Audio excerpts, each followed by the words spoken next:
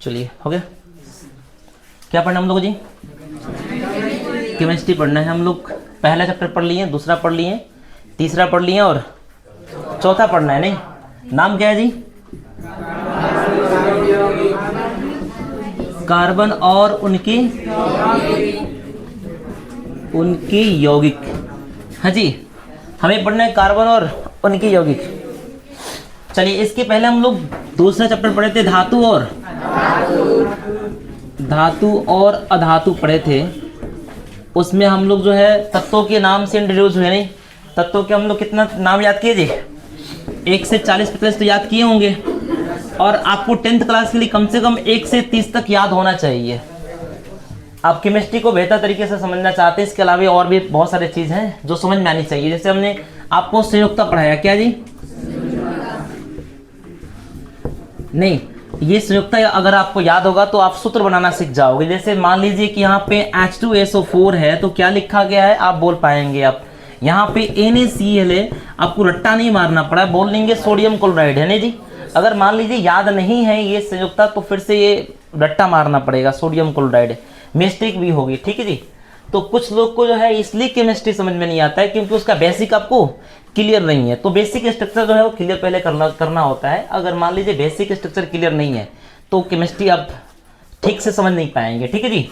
चलिए, तो हमारा आज का टॉपिक है क्या जी? कार्बन और उनकी यौगिक। तो सबसे पहले ये समझेंगे कि कार्बन क्या है। कार्बन क्या है जी? कार्बन एक तत्व है। क्या है जी? एक तत्व है। इसका संकेत कितना होता है बताइए? इसकी संकेत आपकी C होता है। क्या होता है जी? C। इसके संकेत C होते हैं। अच्छा जी, इसका परमाणु क्रमांक, परमाणु संख्या आपकी 6 होते हैं। हाँ, चलिए, परमाणु संख्या 6 हो गया और संकेत कितना जी? C हो गया, बड़ा C। किसी भी तत्व के संकेत पहला जो होता है वो कैपिटल होता है और दूसरा क्या होता है जी? स्मॉल होता है। जैसे मान लीजिए अगर सोडियम हमें लिखना पड़े तो हम क्या लिखेंगे? हम पॉज कर दो, पॉज कर देना। हो गया जी। परमाणु संख्या कितना है जी? 6 है। और द्रव्यमान कितना होता है? परमाणु द्रव्यमान आपका जो है 12 भी होता है और 14 भी होता है, ठीक है ना जी। कहने का मतलब है कि कार्बन की 2 समस्थानिक है। कार्बन की कितने समस्थानिक है? 2। एक आपका जो है C12 और एक C14। याद कीजिए, कार्बन डेटिंग में किसका प्रयोग होता है जी? C14 का प्रयोग होता है, ठीक है ना जी। चलिए, अब यहाँ देखिए, अगर इसकी संयुक्ता की बात करें हम,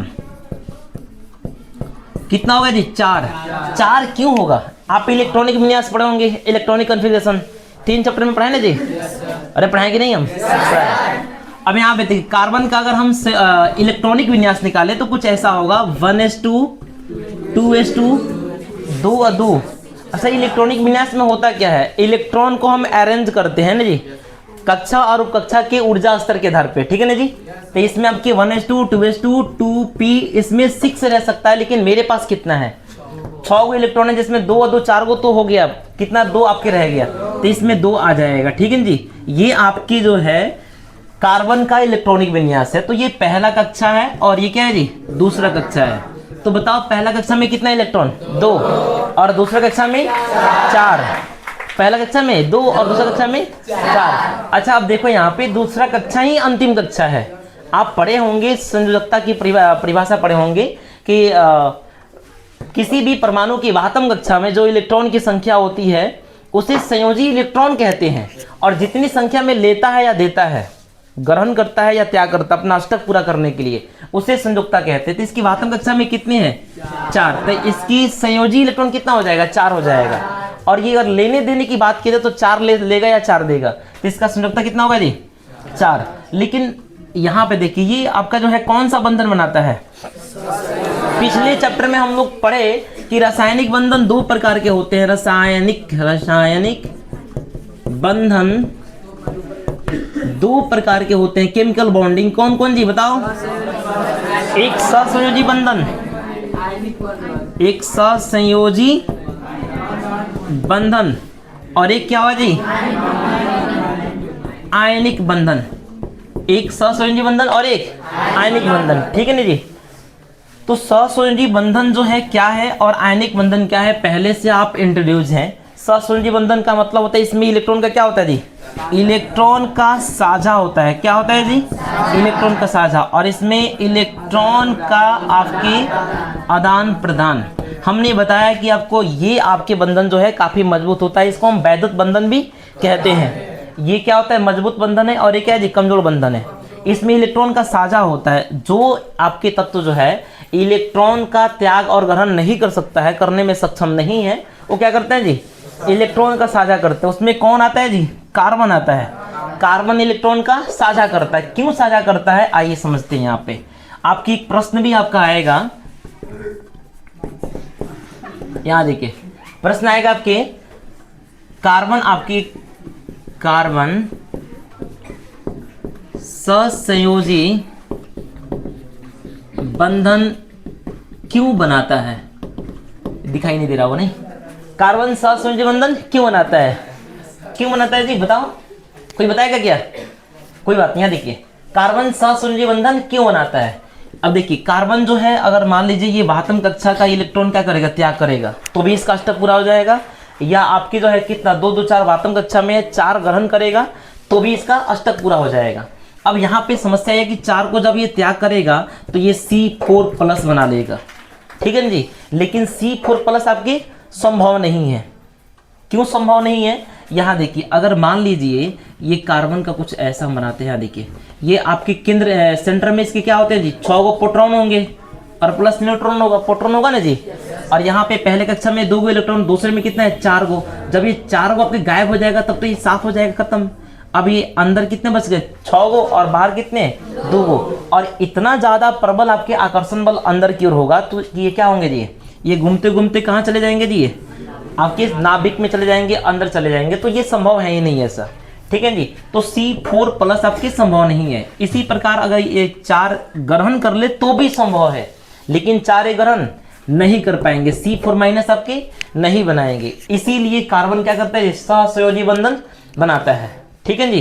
कार्बन जो है 4 इलेक्ट्रॉन का त्याग करके C4+ नहीं बना सकता है, और 4 इलेक्ट्रॉन को ग्रहण करके जो है C4- नहीं बना सकता है। इसीलिए जो है कार्बन क्या करता है जी, सहसंयोजी बंधन बनाता है, अर्थात इलेक्ट्रॉन का साझा करता है, ठीक है जी। आगे बढ़े हम लोग, चलिए। और जो है यहाँ पे जान दीजिए कि कार्बन वायुमंडल में कितना है, वायुमंडल में कितना है। देखिए वायुमंडल, ठीक है जी, वायुमंडल में किस रूप में है जी, आपकी कार्बन के CO2 के फॉर्म में है मुख्य रूप से। कितने आपके 0.03%, यही है ना जी। वायुमंडल में कितना % कार्बन है जी, ये यहाँ से आपकी ऑब्जेक्टिव क्वेश्चन यहाँ से पूछता है, क्या पूछता है जी, ये छोटे छोटे टॉपिक चाहिए ऑब्जेक्टिव क्वेश्चन को कवर करने के लिए। अब यहाँ देखिए, अगर हम बात करें पृथ्वी में कितना, मिट्टी में कितना % है जी, तो अगर मिट्टी की बात करें तो मिट्टी में कार्बन के रूप में है कि नहीं, किस रूप में या अन्य रूप में भी हो सकते हैं। कितने % है जी, 0.02% है। ये गलत तो नहीं चल रही है, 0.03% होगा, है ना जी, ठीक है जी, 0.03% है। और ये कितने 0.02% है। इतना क्या है आपके, ये है आपके मिट्टी में इतना % कार्बन। एक बात हम लोग समझ जाए कि कार्बन जो है कहाँ कहाँ नहीं है, कहाँ कहाँ कार्बन है। कुछ ऐसे वस्तु के नाम बताइए जिसमें कार्बन नहीं हो, कार्बन रहित वस्तु के नाम बताइए, रहित वस्तु के नाम। कुछ ऐसे कार्बन रहित, पानी हो जाएगा, क्या जी, H2O, इसमें कार्बन थोड़ी है जी, जिसमें कार्बन ना हो, C ना हो, है ना जी। उसके बाद जो है बताओ NaCl, और भी बहुत सारे, बहुत कम चीज है जिसमें आपके क्या है, कार्बन नहीं है। समझ रहे हैं, हम लोग कार्बन से क्या है जी, सुनो अपने, हम लोग कार्बनिक यौगिकों से क्या है, घिरे हुए हैं, चारों तरफ कार्बनिक यौगिक है। खाने पीने की जितने वस्तु हैं, आपके भोज्य पदार्थ जितने हैं, सब में कार्बन है, सब में कार्बन है। अच्छा, भोज्य पदार्थ के आपके अवयव क्या हो जाएंगे, कार्बोहाइड्रेट हो जाएगा, प्रोटीन हो जाएगा, कार्बोहाइड्रेट, प्रोटीन, वसा, आपके विटामिन, सब में क्या है, आपके कार्बन है। क्या है जी, कार्बन है। तो खाने पीने की चीज से लेकर के आपके पहनने या जितने सारे हम इस्तेमाल करते हैं वस्तु, सब में कार्बन है। जैसे आपके कपड़ा कार्बन से मिलके बने हैं, है ना। कपड़ा क्या बने हैं, कार्बन से मिलकर बने हैं। अब जो है ये बोर्ड किससे बना, लकड़ी से बना, लकड़ी में क्या है, कार्बन है। प्लास्टिक में क्या है, कार्बन है। यहाँ तक कि इसमें भी ये कार्बन से मिलकर बने हैं। कुल मिला के बात है कि हम जितने सारे मेडिसिन का यूज करते हैं, मेडिसिन, तो इसमें क्या है जी, इसमें भी कार्बन का इस्तेमाल है। ठीक है, कोई दिक्कत नहीं है, जान दो। इसमें क्या है जी, कार्बन का इस्तेमाल है। क्या आपके जी, कार्बन का। मेडिसिन में क्या है जी, कार्बन का इस्तेमाल है। जितने सारे हम लोग मेडिसिन का यूज करते हैं, कुल मिला के बात है कि हम लोग कार्बन से घिरे हुए हैं। कुछ ऐसी चीज हैं जो आपकी कार्बन रहित है, जैसे H2O हो गया, NaCl हो गया, और भी कुछ हो सकते हैं। ठीक है जी। अगर हम बात करें, यहाँ पे हम लोग बंधन की बात की, सहसंयोजी बंधन और आयनिक बंधन। तो जिस यौगिक में सहसंयोजी बंधन होता है उसे क्या बोलते हैं, बताओ जी, सहसंयोजी यौगिक। क्या बोलते हैं जी, उसे सहसंयोजी यौगिक कहते हैं। और जिसमें आपके आयनिक बंधन होते हैं उसे क्या बोलते हैं, आयनिक यौगिक कहते हैं। अब देखिए यहाँ पे आयनिक यौगिक समानता जो है आप पहचान सकते हैं कैसे, जैसे आपको हम बताते हैं यहाँ पे NaCl H2O, आपके HCl, आपके CO2, फिर आपके मान लीजिए KCl, Na2CO3। ठीक है, ये सब यौगिक है। अगर मान लीजिए पहचान करना है कि कौन आपकी कार्बनिक है, सॉरी कौन आपका सहसंयोजी है, कौन आपकी आयनिक है, तो यहाँ देखा जाए सहसंयोजी का मतलब होता है उसमें आयनिक बंधन। इसमें कहीं आयनिक बंधन तो दिखेगा नहीं, लेकिन आयनिक बंधन का मतलब होता है इलेक्ट्रॉन का आदान प्रदान। तो एक देने वाला होना चाहिए और एक लेने वाला होना चाहिए। समझ में आ रही है? याद कीजिए, देने वाला आपको बताया गया, देने वाला कौन, धातु, और लेने वाला कौन, अधातु। अगर धातु और अधातु है तो समझ लीजिएगा कौन यौगिक जी, आयनिक। तो बताइए NaCl, Na कौन सी धातु है, देने वाला है, और ये Cl क्लोरीन अधातु है, लेने वाला है। तो ये कौन सा हो जाएगा जी, आयनिक। क्या हो जाएगा, आयनिक। यहाँ पे CO2 बताओ जी, ये भी अधातु है, ये भी अधातु है, तो बताना क्या होगा ये, अरे सहसंयोजी, कोई दिक्कत तो ना है जी। यहाँ पे H2O, ये भी अधातु, वो भी अधातु, तो क्या होगा आपको बताओ, सहसंयोजी। HCl, ये क्या होगा, ये भी अधातु, वो भी अधातु, इसमें क्या हुआ होगा जी, सहसंयोजी बंधन बने होंगे, तो ये सहसंयोजी यौगिक है। Na2CO3 सोडियम कार्बोनेट क्या होगा बताओ, आप बताओ जी, आयनिक। क्या होगा, आयनिक होगा। क्या होगा जी, आयनिक। क्यों, क्योंकि ये धातु है और ये अधातु है, एक लेने वाला और एक देने वाला है। ठीक है जी। KCl, ये धातु है, ये धातु है, तो लेने देने वाला है, तो मतलब क्या आपके, तो आयनिक यौगिक में और सहसंयोजी यौगिक में कर लेंगे जी अंतर, देख लेंगे कौन कौन है। अगर मान लीजिए क्वेश्चन देता है, ऑप्शन में देगा कि बताओ कौन धातु है, कौन सॉरी कौन आयनिक है और कौन सहसंयोजी बंधन में है, तो कैसे, यहाँ पे देखिए क्वेश्चन एक, इधर बड़ी ताली बजा रहा हो। यहाँ देखिए, निम्न में कौन, मान लीजिए कुछ ऐसा क्वेश्चन है, निम्न में कौन आयनिक यौगिक है।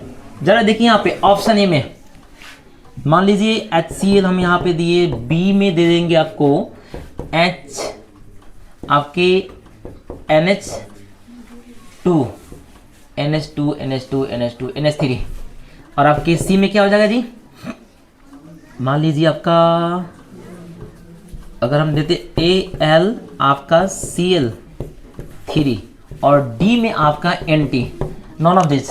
ठीक है जी। क्वेश्चन बताओ, इसमें निम्न में कौन आपके आयनिक यौगिक है, बताइए जी। ABCD हाइड्रोक्लोरिक अम्ल, ये आपके क्या अमोनिया, ये आपके एल्युमिनियम क्लोराइड, और ये नॉन ऑफ दिस क्या होगा इसमें, 3 नंबर जी, सी नंबर। अब सी नंबर इसलिए होगा क्योंकि एक तो ये धातु है, दूसरा अधातु, कंफ्यूजन नहीं होगा। आगे बढ़े हम क्या, चलिए जी, चलिए हम फिर बात करेंगे। थोड़ा किताब दे दो।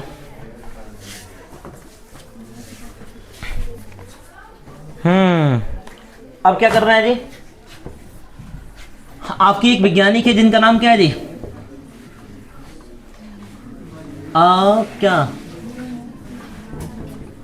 आपकी जो है कार्बन की उत्पत्ति कहाँ से होती है, पहले एक आपका सिद्धांत दिए जिनका नाम क्या है जी, बर्जीलियस। क्या नाम है जी आपकी, बर्जीलियस। बर्जीलियस एक वैज्ञानिक है, उन्होंने एक क्या सिद्धांत दिया, उन्होंने पहली बार बताया कि जितने आपके कार्बनिक वस्तु हैं या कार्बन है, कार्बन की उत्पत्ति या कार्बनिक यौगिकों की उत्पत्ति केवल और केवल सजीव जगत से हो सकता है। किससे जी? सजीव जगत से ही हो सकता है। इसके अलावा हम प्रयोगशाला में नहीं बना सकते। इनका कहने का मतलब था कि कार्बन या कार्बनिक यौगिक की उत्पत्ति जो है केवल जीव जगत से या सजीवों के द्वारा ही हो सकता है, मनुष्य उसे प्रयोगशाला में नहीं बना सकता। और इसी को कहते हैं जीवन शक्ति का सिद्धांत। क्या कहते हैं जी? जीवन शक्ति का सिद्धांत। क्या कहते हैं जी? ठीक है, क्या बोलेंगे इसको जी? जीवन शक्ति का सिद्धांत कहते हैं। वाइटल फोर्स थ्योरी, क्या बोलेंगे इसको जी? वाइटल आपके force theory, vital force theory. समझिए यहाँ पे जीवन शक्ति का सिद्धांत क्या है। यदि आपके 2 मार्क्स में क्वेश्चन आ जाए तो आप लिखेंगे जीवन शक्ति का सिद्धांत वर्जिलियस ने दिया और उन्होंने बताया कि सभी कार्बनिक यौगिक केवल और केवल जीव जगत से ही प्राप्त किए जा सकते हैं। जीव जगत ही कार्बनिक यौगिकों को निर्मित कर सकता है, बना सकता है कि नहीं? इसी को हम क्या बोलते हैं? जीवन शक्ति का सिद्धांत। और खास बात यह है कि वर्जिलियस का ही एक शिष्य है जिनका नाम क्या है जी? ओहलर है। क्या नाम है जी? आप किताब में ये वर्जिलियस ने कब सिद्धांत दिया? 1815 ईस्वी में। कब दिया है जी? 1815 ईस्वी में। आप चाहते हैं कि बहुत बेहतरीन समझ में आए, है कि नहीं? ऐसे भी आपकी केमिस्ट्री से बच्चे लोग थोड़ा दूर भागते हैं और आप चाहते हैं कि बेहतरीन समझ में आए तो एक बार किताब पढ़ लीजिए। सुन रहे हैं आप लोग? एक बार किताब पढ़ लीजिए, ज़्यादा समझ में आएगा। किताब नहीं पढ़िएगा कोई टीचर क्या मतलब? टीचर असल में होता है क्या? गाइड लाइनर होता है। क्या देवी जी?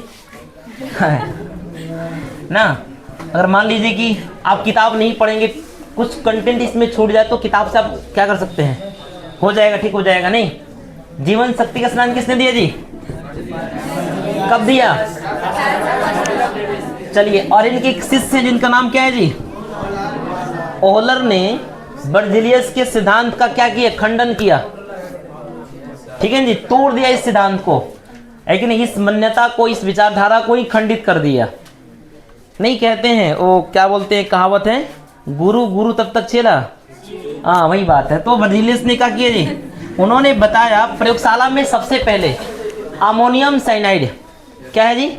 अमोनियम साइनाइड है ना? ठीक है जी, अमोनियम साइनेट आपकी NH4CCNO, इसे क्या किया जी? प्रयोगशाला में इसे गर्म किया। किसको जी? अमोनियम साइनेट को प्रयोगशाला में गर्म किया और क्या प्राप्त किया जी? यूरिया। सबसे पहले आपके ओहलर ने कौन सा यौगिक बनाया जी प्रयोगशाला में? यूरिया। इसे गर्म करने के बाद जो है क्या बना जी? Urea NH2CONH2। यूरिया आपके कार्बनिक यौगिक। क्वेश्चन बताओ इसमें निम्न में कौन आपके आयनिक यौगिक है? बताइए जी। ABCD हाइड्रोक्लोरिक अम्ल, ये आपके क्या? अमोनिया, ये आपके एल्युमिनियम क्लोराइड, और ये नॉन ऑफ दिस क्या होगा इसमें? 3 नंबर जी, C नंबर। अब C नंबर इसलिए होगा क्योंकि एक तो ये धातु है, दूसरा अधातु। कंफ्यूजन नहीं होगा। आगे बढ़े हम क्या? चलिए जी, चलिए हम लोग फिर बात करेंगे। थोड़ा किताब दे दो।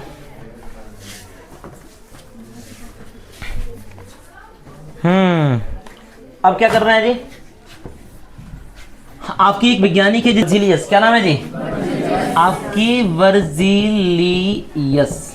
वर्जिलियस एक वैज्ञानिक है। उन्होंने एक क्या सिद्धांत दिया? उन्होंने पहली बार बताया कि जितने आपके कार्बनिक वस्तु हैं या कार्बन है, कार्बन की उत्पत्ति या कार्बनिक यौगिकों की उत्पत्ति केवल और केवल सजीव जगत से हो सकता है। किससे जी? सजीव जगत से ही हो सकता है। इसके अलावा हम प्रयोगशाला में नहीं बना सकते। इनका कहने का मतलब था कि कार्बन या कार्बनिक यौगिक की उत्पत्ति जो है केवल जीव जगत से या सजीवों के द्वारा ही हो सकता है, मनुष्य उसे प्रयोगशाला में नहीं बना सकता। और इसी को कहते हैं जीवन शक्ति का सिद्धांत। क्या कहते हैं जी? जीवन शक्ति का सिद्धांत। क्या कहते हैं जी? ठीक है, क्या बोलेंगे इसको जी? जीवन शक्ति का सिद्धांत कहते हैं। वाइटल फोर्स थ्योरी, क्या बोलेंगे इसको जी? वाइटल आपके force theory, vital force theory. समझिए यहाँ पे जीवन शक्ति का सिद्धांत क्या है। यदि आपके 2 मार्क्स में क्वेश्चन आ जाए तो आप लिखेंगे जीवन शक्ति का सिद्धांत वर्जिलियस ने दिया और उन्होंने बताया कि सभी कार्बनिक यौगिक केवल और केवल जीव जगत से ही प्राप्त किए जा सकते हैं। जीव जगत ही कार्बनिक यौगिकों को निर्मित कर सकता है, बना सकता है कि नहीं। इसी को हम क्या बोलते हैं, जीवन शक्ति का सिद्धांत। और खास बात यह है कि वर्जिलियस का ही एक शिष्य है जिनका नाम क्या है जी, ओहलर है। क्या नाम है जी? आप किताब में ये वर्जिलियस ने कब सिद्धांत दिया? 1815 ईस्वी में। कब दिया है जी? 1815 ईस्वी में। आप चाहते हैं कि बहुत बेहतरीन समझ में आए, है कि नहीं। ऐसे भी आपकी केमिस्ट्री से बच्चे लोग थोड़ा दूर भागते हैं और आप चाहते हैं कि बेहतरीन समझ में आए तो एक बार किताब पढ़ लीजिए। सुन रहे हैं आप लोग? एक बार किताब पढ़ लीजिए, ज़्यादा समझ में आएगा। किताब नहीं पढ़िएगा कोई टीचर क्या मतलब। टीचर असल में होता है क्या, गाइडलाइनर होता है। का देवी जी ना, अगर मान लीजिए कि आप किताब नहीं पढ़ेंगे, कुछ कंटेंट इसमें छूट जाए तो किताब से आप क्या कर सकते हैं, हो जाएगा, ठीक हो जाएगा। नहीं, जीवन शक्ति का स्नान किसने दिया जी? कब दिया? चलिए, और इनके एक शिष्य जिनका नाम क्या है जी, ओहलर ने वर्जिलियस के सिद्धांत का क्या किया, खंडन किया। ठीक है जी, तोड़ दिया इस सिद्धांत को, है कि नहीं। इस मान्यता को, इस विचारधारा को ही खंडित कर दिया। नहीं कहते हैं वो क्या बोलते हैं, कहावत है, गुरु गुरु तब तक चेला। हाँ, वही बात है। तो वर्जिलियस ने क्या किया जी, उन्होंने बताया प्रयोगशाला में सबसे पहले अमोनियम साइनाइड, क्या है जी, अमोनियम साइनाइड है ना, ठीक है जी। अमोनियम साइनेट आपकी NH4CCNO, इसे क्या किया जी, प्रयोगशाला में इसे गर्म किया। किसको जी? अमोनियम साइनेट को प्रयोगशाला में गर्म किया और क्या प्राप्त किया जी, यूरिया। सबसे पहले आपके ओहलर ने कौन सा यौगिक बनाया जी प्रयोगशाला में? यूरिया। इसे गर्म करने के बाद जो है क्या बना जी, यूरिया, NH2CONH2। यूरिया आपके कार्बनिक यौगिक बना और इस विचारधारा का खंडन हो जाता है इसी के साथ, ये समाप्त हो गया। ये अब ये है कि हम क्या कर सकते हैं, प्रयोगशाला में भी कार्बनिक यौगिकों को बना सकते हैं। ये किसने प्रमाणित किया जी? ओहलर ने। उसके बाद जो है कितने आपके कार्बनिक यौगिक बने प्रयोगशाला में, और अभी तक लगभग जो है 1,60,00,000, कितना है जी, 1,60,00,000 आपके कार्बनिक यौगिक प्रयोगशाला में बनाए जा चुके हैं। इतना ज़्यादा संख्या कार्बनिक यौगिक, इतना संख्या, जितने सारे तत्व हैं सबको एक तरफ और कार्बनिक यौगिक को एक तरफ रखा जाए तो भी इतने आपके यौगिक नहीं होंगे जितना केवल एक कार्बन से संबंधित यौगिक है। क्यों है कार्बन से संबंधित यौगिक, ये भी हम लोग बात करेंगे। इसके कुछ आपके कार्बन में कुछ खास आपके गुण हैं जिसके कारण इसके यौगिकों की संख्या बढ़ जाता है। ठीक है ना जी, चलिए इसमें हम लोग बात करेंगे। याद देखिए, कार्बनिक यौगिकों की संख्या कितना, 1,60,00,000। ठीक है जी। सबसे पहली बार प्रयोगशाला में कौन सा कार्बनिक यौगिक बना जी, यूरिया। इसका सूत्र नष्टु करके याद कर सकते हैं, NH2CONH2। ठीक है ना जी, याद रखेंगे। मान लीजिए यूरिया नहीं दिया या फॉर्मूला दे दिया तो कैसे टिक करोगे आप, तो फॉर्मूला भी याद होनी चाहिए। ठीक है, चलिए ठीक है, कर लीजिए जी। रासायनिक बंधन कितने तरह के होते हैं जी, 2 होते हैं। एक क्या आपके सहसंयोजी बंधन, और एक क्या होता है जी, आयनिक बंधन।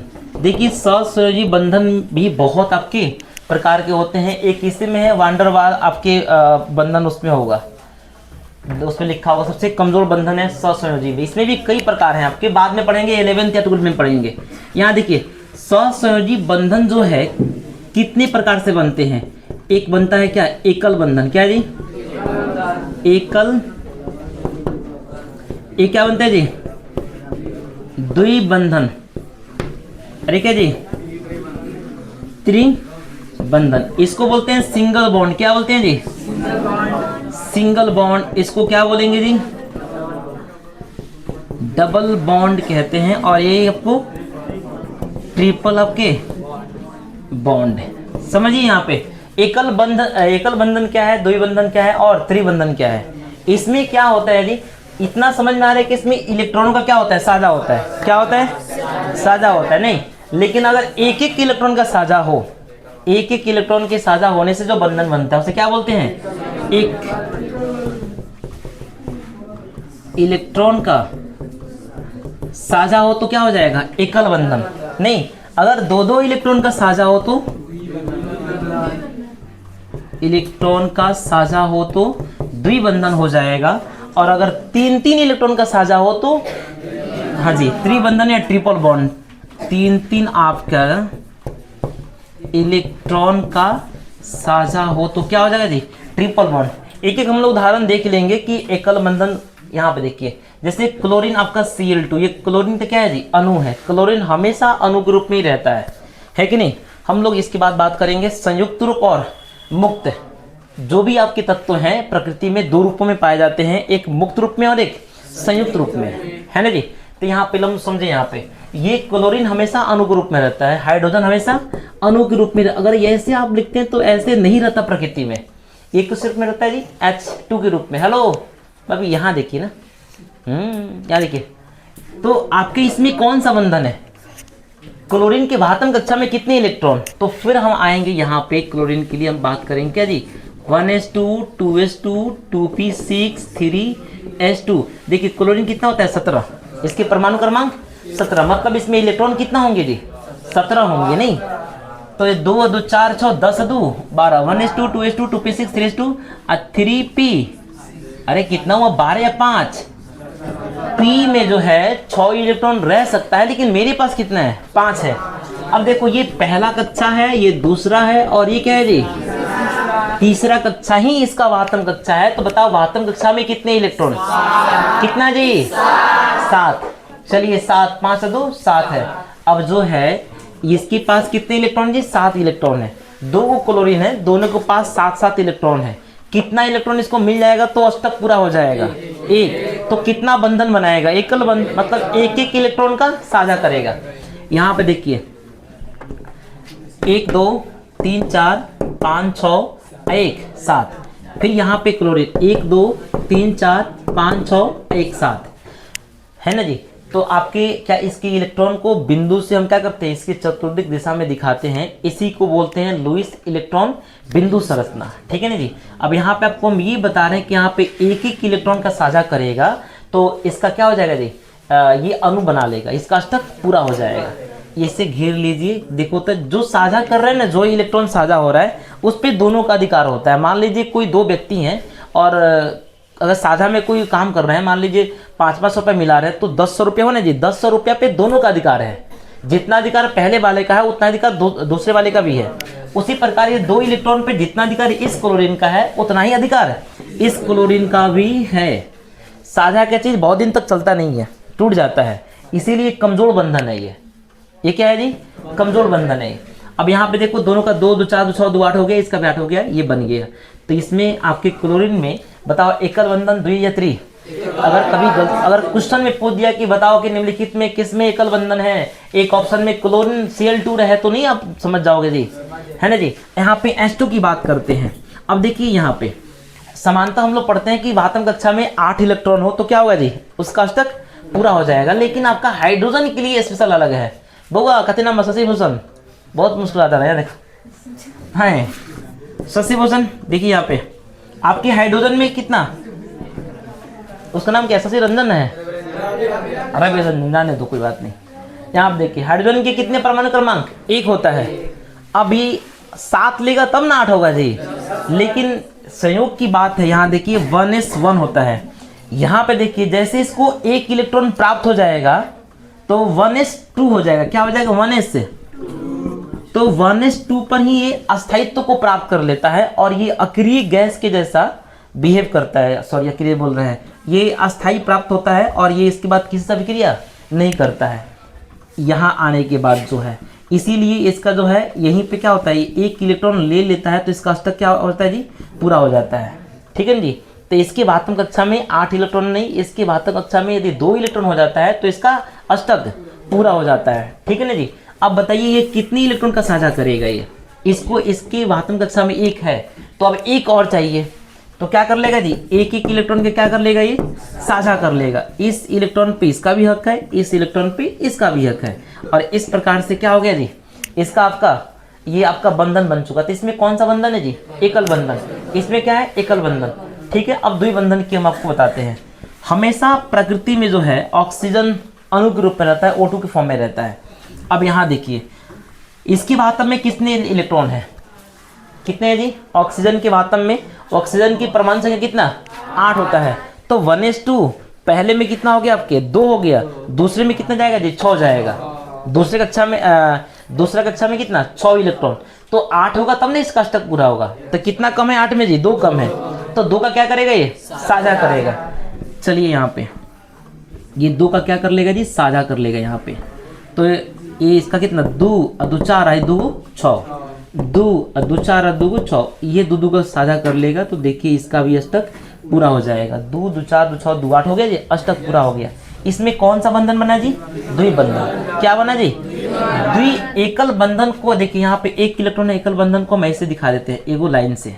तो यहाँ पे Cl और ऐसे दिखाएंगे, तो ये क्या हो जाएगा, ये इसको बोलते हैं लुईस इलेक्ट्रॉन बिंदु संरचना, और एक होता है संरचना सूत्र, इसको बोलते हैं संरचना सूत्र। केवल बॉन्ड को दिखाया जाता है, क्या दिखाया जाता है जी, बॉन्ड को। संरचना सूत्र में क्या दिखाएंगे, केवल बॉन्ड दिखाएंगे। अगर यहाँ पे हम दिखाएं बॉन्ड से तो क्या हो जाएगा, ये डबल नहीं हो जाएगा जी, ये तो ये डबल बॉन्ड बनाता है। ऑक्सीजन कौन सा बंधन जी, डबल बंधन। अब यहाँ पे देखिए ट्रिपल बॉन्ड के लिए बात करते हैं। N2 आपका क्या है जी, नाइट्रोजन भी अणु के रूप में रहता है। तो इसमें कितने बंधन है, नाइट्रोजन के कितना होता है जी, परमाणु क्रमांक बताओ, 7 होता है, नाइट्रोजन N7 होता है। तो 1s2, या आपका जो है ऐसे भी केवल कक्षा के लिए हम, एक तो होता है जो हम अभाव सारणी से बनाते हैं, कक्षा उपकक्षा दोनों को अरेंज करते हैं, और एक सीधे कक्षा के आधार पर हम कर सकते हैं। तो पहले कक्षा में 2 रह सकता है, दूसरे में कितना चल जाएगा जी, 5। दूसरे में कितना है जी, 5 इलेक्ट्रॉन है। वाहतम कक्षा में कितना, 5। इसको 3 चाहिए अष्टक पूरा करने के लिए, चाहिए ना जी। तो ये 3 का क्या करेगा जी, साझा करेगा, 1 2 3 का। ये भी कितना, 1 2 3 का। वाहतम में 5 ना, 3 और 2 5, 3 और 2 5। अब देखिए यही इस पे इसका भी अधिकार रहेगा, इसका भी अधिकार, इसका कितना, 1 2 और 3 और 3 6, 8 हो गया जी। अगर इसको हम ऐसे दिखाएं बॉन्ड से तो ऐसे दिखाएंगे, एकल बॉन्ड को एक लाइन से, डबल बॉन्ड को 2 पैरेलल लाइन से, ट्रिपल बॉन्ड को ये 3 को पैरेलल लाइन से दिखा देंगे। ठीक है जी। तो एकल बंधन, द्विबंधन, त्रिबंधन समझ में आया यहाँ पे जी। आगे बात करें हम, चलिए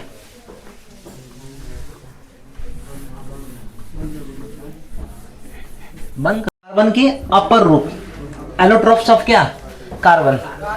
कार्बन जो है प्रकृति में अलग अलग रूपों में पाए जाते हैं, उसी को क्या कहते हैं, कार्बन के अपर रूप। आपकी कार्बन के अपर रूप 2 प्रकार के होते हैं, एक क्रिस्टलीय और दूसरा अक्रिस्टलीय। ठीक है जी। लेकिन यहाँ पे हमें जो है क्या क्या पढ़ना है कार्बन का अपर रूप जी, एक पढ़ना है हीरा, क्या पढ़ना है जी, इसको डायमंड भी बोलते हैं। दूसरा क्या पढ़ना है जी, ग्रेफाइट। ठीक है ना जी, हीरा और ग्रेफाइट। ठीक है। अगर कोई पूछेगा दुनिया का सबसे कठोर पदार्थ कौन है, तो हीरा है। इसमें चमक पाई जाती है, क्या जी, चमक पाई जाती है। ठीक है जी। हीरा दुनिया का कठोर पदार्थ है और इसमें चमक पाई जाती है। ये कार्बन का क्या है जी, अपर रूप है। अपरूप नहीं, अपर रूप, क्या बोलेंगे जी, अपर रूप। ठीक है। अब यहाँ देखिए, अब थोड़ा सा इसके हम जो है स्ट्रक्चर की बात करते हैं। इसका स्ट्रक्चर क्या है जी, इसका स्ट्रक्चर कैसा होता है, तो त्रिविमीय होता है। कैसा होता है जी, त्रिविमीय होता है। आपका हीरा का जो है स्ट्रक्चर कैसा होता है जी, त्रिविमीय। किताब में इसका स्ट्रक्चर दिया होगा। त्रिविमीय कहने का मतलब लेंथ, ब्रेथ और हाइट तीनों होता है। तो यहाँ पे हीरा का स्ट्रक्चर दिया हुआ, ठीक है ना जी, आप देख लीजिएगा। तो इस त्रिविमीय कहने का मतलब आपकी लेंथ, ब्रेथ और हाइट। अगर मान लीजिए कि कागज क्या है, कागज तो ये सपाट है। आपका कागज क्या है, ये सपाट। ये इसमें 2 ही बीमा है, एक लेंथ और दूसरा ब्रेथ। ठीक है ना जी। अब देखिए यहाँ पे दूसरी बात ये है, खास बात, कि इसमें कार्बन जो है अन्य 4 कार्बन से जुड़े होते हैं। एक कार्बन किससे जुड़ा होता है जी, आपके इसमें जो है एक कार्बन जो है अगले 4 कार्बन से जुड़े होते हैं, और इसी प्रकार सभी कार्बन एक दूसरे से जुड़े होते हैं। और यहाँ पे देखा है, एक कार्बन जो है 4 कार्बन से जब जुड़ा है तो कोई इसमें इलेक्ट्रॉन खाली है जी, नहीं है। इसमें 4 इलेक्ट्रॉन होगा ना जी आत्म कक्षा में, और चारों क्या है जी जुड़ा हुआ है, कोई इलेक्ट्रॉन खाली नहीं है। इसीलिए जो है ये हीरा क्या होता है जी, विद्युत की कुचालक होता है। विद्युत की क्या जी कुचालक। क्यों कुचालक होता है? क्योंकि इसमें स्वतंत्र इलेक्ट्रॉन नहीं पाए जाते। देखिए वही पदार्थ आपके विद्युत के सुचालक होते हैं जिसमें स्वतंत्र इलेक्ट्रॉन पाए जाते हैं, इसमें स्वतंत्र इलेक्ट्रॉन नहीं होते। अच्छे तरीके से समझ लीजिए, क्वेश्चन आता है कि हीरा विद्युत के सुचालक होते हैं, कुचालक होता है क्यों? तो आप कह देंगे कि हीरा में जो है प्रत्येक कार्बन जो है 4 अन्य कार्बन परमाणु से जुड़े होते हैं, उसमें कोई स्वतंत्र इलेक्ट्रॉन नहीं पाया जाता, इसीलिए हीरा क्या होता है विद्युत के कुचालक होते हैं। ठीक है जी, हीरा क्या होते हैं विद्युत के कुचालक होते हैं। इसकी संरचना कैसा होता है? त्रिविमीय होता है। इसमें चमक पाई जाती है, दुनिया का सबसे कठोर पदार्थ है, बहुत ही कॉस्टली है, महंगा बिकता है। ठीक है जी। चलिए ये क्या है जी, कार्बन का अपर रूप है। दूसरी बात करेंगे हम ग्रेफाइट की बात करेंगे। ग्रेफाइट कभी देखे हैं? हीरा देखे होंगे मोबाइल में, हीरा हम लोग तो ऐसे आमने सामने तो नहीं देखे हैं। तो ग्रेफाइट हम लोग देखे हैं, पेंसिल में जो होता है क्या जी ग्रेफाइट है। या आपकी कोई बैटरी आप फोड़ेंगे तो बैटरी के बीच में नहीं एक रॉड लगा होता है जिसको इलेक्ट्रोड कहते हैं, वो क्या होता है ग्रेफाइट का बना होता है। अब देखिए ग्रेफाइट में क्या होती है, चमक होती है कि नहीं जी? हम लोग समानता पढ़े हैं अधातु में कि धातु में चमक नहीं पाई जाती, लेकिन ये कार्बन के 2 अपर रूप है हीरा ग्रेफाइट, दोनों में चमक पाई जाती है। अब यहाँ पे ये क्या होता है विद्युत की कुचालक होते हैं, लेकिन यहाँ पे हम लोग समझेंगे। देखिए अब इसकी संरचना कैसी होती है, तो सपाट होता है, सपाट होता है, या हम कह देंगे द्विविमीय होता है। क्या होता है जी द्विविमीय होता है, सपाट कह दिया द्विविमीय होता है। ठीक है ना जी। अब यहाँ पे क्या होता है, ग्रेफाइट में एक कार्बन जो है अन्य 3 कार्बन से जुड़े होते हैं। कितने कार्बन से जी? ये अन्य 3 कार्बन से जुड़े होते हैं, और एक क्या होता है जी खाली होता है। एक क्या होता है खाली होता है। तो ये इलेक्ट्रॉन जो है क्या है आपके स्वतंत्र है। समझ में आ रही बात जी? आपके ग्रेफाइट में क्या होता है, एक कार्बन जो है अन्य 4 कार्बन से जुड़े होते, अन्य 3 कार्बन से जुड़े होते हैं, और एक इलेक्ट्रॉन स्वतंत्र होता है, जिसके कारण ये विद्युत और ऊष्मा दोनों के क्या होते हैं जी, विद्युत और ऊष्मा दोनों के क्या होते हैं जी सुचालक होते हैं। क्या होते हैं? सुचालक। अगर कोई क्वेश्चन पूछता है कि ग्रेफाइट विद्युत का सुचालक होता है क्यों, तो बता पाएंगे सर आपके ग्रेफाइट के में एक कार्बन जो है अन्य 3 कार्बन से जुड़े होते हैं, कार्बन की एक इलेक्ट्रॉन स्वतंत्र होता है, जिसके कारण ग्रेफाइट क्या होते हैं जी ऊष्मा के सुचालक होता है। वहीं स्वतंत्र इलेक्ट्रॉन जो है एक जगह से दूसरी जगह ऊष्मा को स्थानांतरित करता है। समझ में आई बात जी? और जिसके कारण ऊष्मा जो है एक जगह से आगे क्या होते हैं स्थानांतरित होते हैं, अर्थात ये ऊष्मा का चालन करता है, इसीलिए तो सुचालक कहते हैं। ठीक है जी। तो ये ऊष्मा का क्या होता है जी सुचालक होता है। इसका इस्तेमाल कहाँ होता है, तो बैटरी में होता है, हमारे पेंसिल में होता है, और भी जगह होता है। इसमें क्या होता है चमक पाया जाता है। किसमें जी? इसमें। हम बताए थे इसके पहले कि आपकी जो सहसंयोजी बंधन होते हैं, हेलो देखिए, जो सहसंयोजी बंधन होते हैं उसमें कई प्रकार हैं। एक वांडर वाल आपके फोर्स है। क्या जी? वांडर वाल आपकी सहसंयोजी बंधन, तो ये जो है आपके इसमें पाया जाता है। किसमें जी? ग्रेफाइट में। और ये सबसे कमजोर सहसंयोजी बंधन है। कौन जी? वांडर वाल आपके सबसे कमजोर सहसंयोजी बंधन है जो इसमें पाया जाता है। और होता क्या कि जब कम ये बल से आपके बंधे होते हैं, जब हम इस पर लिखते हैं तो क्या होते हैं, वो उसकी जो आपके पार्टिकल्स आपके जो है कागज पे उतर जाते हैं, जिसके कारण वो दिखने लगते हैं। अब मान लीजिए हीरा से कोई ऐसे करके दिखाओ, उगेगा जी? नहीं उगेगा। क्यों? क्योंकि उसके पार्टिकल्स बहुत मजबूती के साथ बंधे हुए हैं। समझ में आ रही बात जी? और ये बहुत कमजोर बल के साथ बंधा हुआ है। ठीक। और इसमें चमक होता है जिसके कारण हमें कागज पे दिखने लगता है। ठीक जी। कोई दिक्कत? एक और है जिसका नाम है बंकमिस्टर फुलेरिन। क्या नाम है जी? फुलेरिन। फुलेरिन कोई नामक वैज्ञानिक है जिन्होंने इसका क्या किया जी खोज किया। इसको क्या बोलते हैं? बंकमिस्टर फुलेरिन, उन्हीं के नाम पे बोलते हैं। इसका अगर सूत्र की बात करते कितना हो जाएगा? C60 हो जाएगा, C60। इसमें कार्बन के कितने परमाणु जी? 60 परमाणु होते हैं। कितने जी? 60 परमाणु। देखिए इसकी संरचना कैसा होता है, तो फुटबॉल के जैसा। कैसा जी?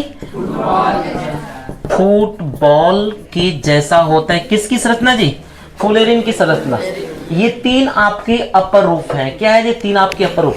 अगर हम बोलेंगे कोयला, अरे कोयला भी अपर रूप है। समझ रहे हैं, पेट्रोलियम भी अपर, उसमें है कौन सी, कार्बन ही तो है। तो ये सब क्या है जी आपके अपर रूप ही है, लेकिन यहाँ विशेष रूप से हमें क्या पढ़ना था जी, ये हीरा, ग्रेफाइट और फुलेरिन पढ़ना था। ठीक है जी, समझ में आया। आगे बढ़ते हैं। अब क्या पढ़ना है जी, अब हमें क्या पढ़ना है इसमें, आपकी कार्बनिक यौगिकों के सूत्र यहां देखिए। अब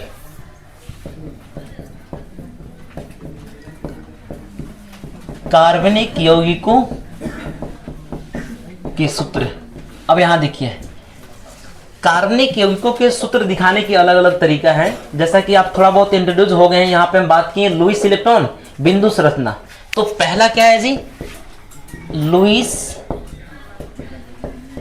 इलेक्ट्रॉन बिंदु संरचना। ठीक है जी। दूसरा क्या है जी, संरचना सूत्र। क्या है जी, संरचना सूत्र। और तीसरा क्या है आपके, तीसरा है आपका त्रिविमीय सूत्र। क्या है बुआ जी, आपका त्रिविमीय सूत्र का बस यहाँ पे इंट्रोडक्शन जानना है, बाकी ये दो पढ़ना है। ठीक है जी। तो हम जानेंगे संरचना सूत्र, सॉरी लुईस इलेक्ट्रॉन बिंदु संरचना सूत्र है क्या। अब देखिए यहाँ पे, जैसा कि हम बताए यहाँ पे, मान लीजिए कि H2 जो है, H2 क्या करता है, एक एक इलेक्ट्रॉन का सदा करता है। तो इसको हम कैसे शो करेंगे जी, ऐसे।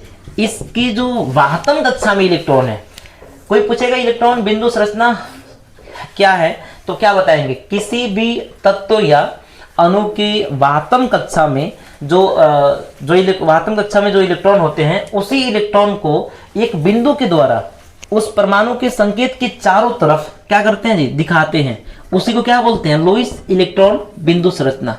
अब यहां देखिए, मान लीजिए क्लोरीन है, तो क्लोरीन के वाहतम कक्षा में कितना आपके 7 इलेक्ट्रॉन, कितना जी 7, 1 2 3 4 5 6 7। तो ये हो गया क्लोरीन का आपका क्या हो जाएगा जी, लुईस इलेक्ट्रॉन बिंदु संरचना। मतलब ये है कि जो वाहतम कक्षा में इलेक्ट्रॉन है, जिसको हम संयोजी इलेक्ट्रॉन कहते हैं, है कि नहीं, उसी इलेक्ट्रॉन को एक बिंदु के द्वारा जो है क्या करेंगे, उस परमाणु के संकेत की चतुर्दिक दिशा में क्या करेंगे, दिखा देंगे। उसे क्या कहते हैं, लुईस इलेक्ट्रॉन बिंदु संरचना। ठीक जी। जैसा कि यहाँ पे है, तो एक एक इलेक्ट्रॉन का साझा करता है, तो क्या हो जाएगा, ऐसे हो जाएगा। ये है इसका लुईस इलेक्ट्रॉन बिंदु संरचना, है कि नहीं। हम लोग जो है O2 की बात कर चुके हैं, किए ना जी। बट O2 की वाहतम कक्षा में कितना, ऑक्सीजन के वाहतम कक्षा में कितना जी, कितना होता है लड़की, कितना 6 होता है। तो 6 को इधर जो है 2 वो है 6 को, 1 2 3 4 5 6। तो ये 2 का साझा करेगा ना जी, कितना का साझा करेगा, 2 का। चलिए फिर ये कितना, 1 2 3 4 5 6, तो ये 2 का साझा कर लेगा। तो ये O2 का हो गया लुईस इलेक्ट्रॉन बिंदु संरचना। कभी कभी क्वेश्चन में पूछ देता है अति लघु तरीके में 1-2 मार्क्स के क्वेश्चन, कि आप जो है H2O का लुईस इलेक्ट्रॉन बिंदु संरचना लिखे। तो आप लोग कैसे लिखोगे, लिखने आएगा क्या, लिखो आप लोग, लिखो कोई बात नहीं, अभी लिखिए H2O का। पॉज कर दो, पॉज कर दो, करिए अपने फटाफट एकदम। ओके जी, बना ली यहाँ पे H2O और CO2 के क्या, लुईस इलेक्ट्रॉन बिंदु संरचना। ठीक है। अब यहाँ देखिए, लुईस इलेक्ट्रॉन बिंदु संरचना तो हम बिंदु के द्वारा दिखाते हैं। जसवंत देखो बोर्ड पे, दुष्वत की संरचना सूत्र किसे कहते हैं, क्या है संरचना सूत्र। तो इसमें क्या होता है कि दो परमाणु जो है, जितने इलेक्ट्रॉन का क्या करते हैं, साझा करते हैं, उसके बीच जो बंधन बनता है, एकल, द्वि और त्रि। एकल बंधन को किससे, एक रेखा से ऐसे, द्वि को डबल से, और त्रि को हाँ ऐसे। तो केवल जो है संरचना सूत्र में इन्हीं रेखाओं का हम क्या करते हैं, इसी बंधन का ही प्रयोग करते हैं, बाकी बिंदु का प्रयोग नहीं करते हैं। तो अगर ये बनाना सीख गए तो ये डेफिनेटली सीख जाओगे, है ना जी। आइए यहाँ पे देखते हैं H2O का। तो यहाँ पे अब देखिए, इस O से जो है दोनों एच क्या क्या करेगा जी, जोड़ेगा। ऑक्सीजन में, ऑक्सीजन के वाहतम कक्षा में कितना इलेक्ट्रॉन, 6, तो इसको 2 चाहिए, ये 2 इलेक्ट्रॉन का साझा करेगा।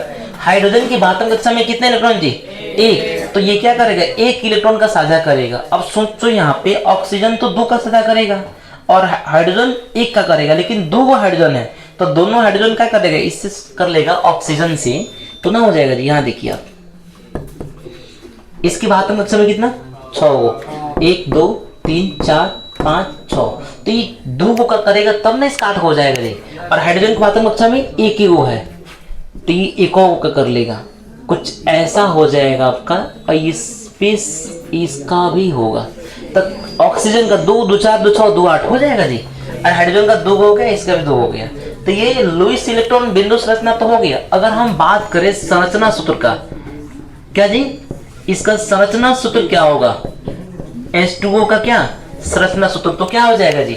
अब यहाँ पे देखो कितना इलेक्ट्रॉन का साझा हो रहा है, यहाँ भी एक, तो एकल बॉन्ड ओ, फिर यहाँ भी एक, तो यहाँ भी एकल बॉन्ड, तो ये हो जाएगा क्या आपके संरचना सूत्र। अगर Cl2 क्या करता है, एक इलेक्ट्रॉन का साझा करता है, तो ऐसे हो जाएगा। H2 क्या हो जाएगा, अगर यहाँ पे क्या हो जाएगा H, और ऐसे हो जाएगा, एक एक आपके इलेक्ट्रॉन का साझा कर रहा है। अगर ऑक्सीजन की बात करें तो ये 2 इलेक्ट्रॉन का साझा करता है, तो यहाँ पे संरचना सूत्र क्या करेंगे, ऐसे लिख देंगे।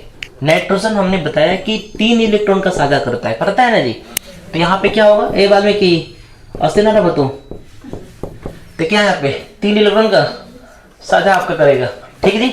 ऑक्सीजन 2, नाइट्रोजन 3, ऑक्सीजन सॉरी 2, यहाँ पे हाइड्रोजन कितना 1।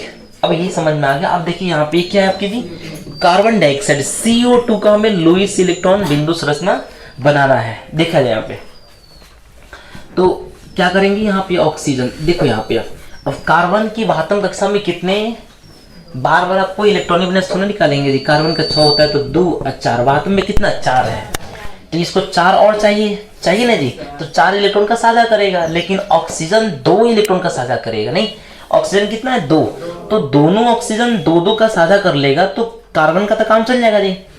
तो कार्बन से क्या है, दोनों ऑक्सीजन जुड़ेगा, दोनों ऑक्सीजन। अब देखिए ऑक्सीजन की बात कक्षा में कितना जी 6, तो 2 को साझा करेगा, तो 2 को यहाँ लिख दो, 2 4 को 2 6 हो गया, 2 4 को 2 6 को। कार्बन की 72 कक्षा में कितने 4, तो चारों का साझा करेगा तब ना 4 2 8 हो जाएगा जी। टॉपिक से यहाँ देखिए 2 2 4, ठीक है जी। यहाँ पे देखिए इसका क्या हो गया जी, इसका भी 8 हो गया, इसका भी 8 हो गया, और कार्बन का देखिए जिस जो साझा कर रहा है उस सब पे कार्बन का भी अधिकार होगा, तो सबका 8 हो गया। तो आपका यहाँ पे क्या हो गया, ये है इलेक्ट्रॉन बिंदु संरचना, लुईस इलेक्ट्रॉन बिंदु संरचना ये है, ऐसे लिखोगे। अगर इसका संरचना सूत्र लिखना होगा तो कैसे लिखेंगे बताइए जी। इसमें 2 इलेक्ट्रॉन का साझा हो रहा है, यहाँ पे हो जाएगा O double bond C double bond O, जहां पे 2 इलेक्ट्रॉन का साझा हो रहा है लड़की है बड़, यहाँ देखो तो 2 इलेक्ट्रॉन का साझा होगा, तो क्या यहाँ पे ऐसे होगा, क्या आपकी संरचना सूत्र है। कोई दिक्कत तो नहीं है जी, बताओ। चलिए आगे बढ़ते हैं अब।